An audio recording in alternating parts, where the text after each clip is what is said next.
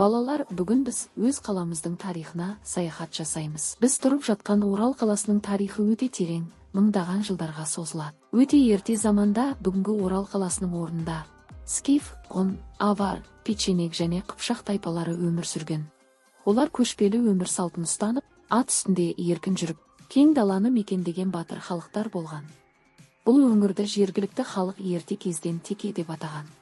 Себебі бұл жерде сопылар, дәруіштер және саяхатшылар тоқтайтын қасиетті тәкие үйлері орналасқан. Сондықтан бұл жер руханият пен тыныштық мекені ретінде танылған. Жайық өзенінің бойына орыстар 15 ғасырдың аяғы мен 16 ғасырдың басында келе бастады. 17 ғасырда бұл жерде Ноғай хандығы мен шекараны қорғау үшін шағын әскери бекініс салынды. Бұл бекініс Жайық қалашығы деп аталды. 1613 жылы қалашық қазіргі Орал орналасқан жерге көшірілді. Уақыт өте келе қала үлкейіп, үйлер көбейіп, базарлар ашылды. Адамдар сауда жасап, өзен арқылы қатынас орнатты. Қала біртіндеп өңірдің маңызды орталығына айналды. 1775 жылы Жайық қаласына жаңа атау беріліп, қала ресми түрде Орал деп атала бастады.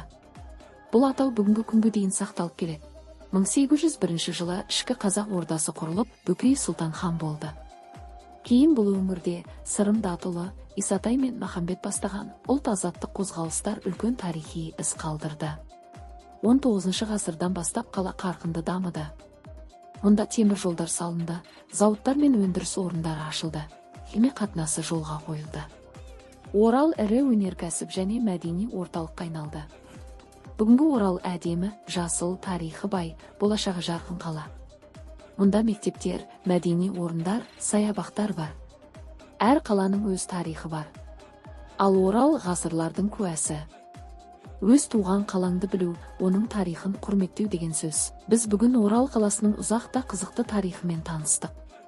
Өткенін білген адам ғана өз болашағын сенімді құра алады. Сондықтан туған жерімізді сүйіп, оның тарихын әрқашан құрметтейік. Орал біздің ортақ мақтанышымыз.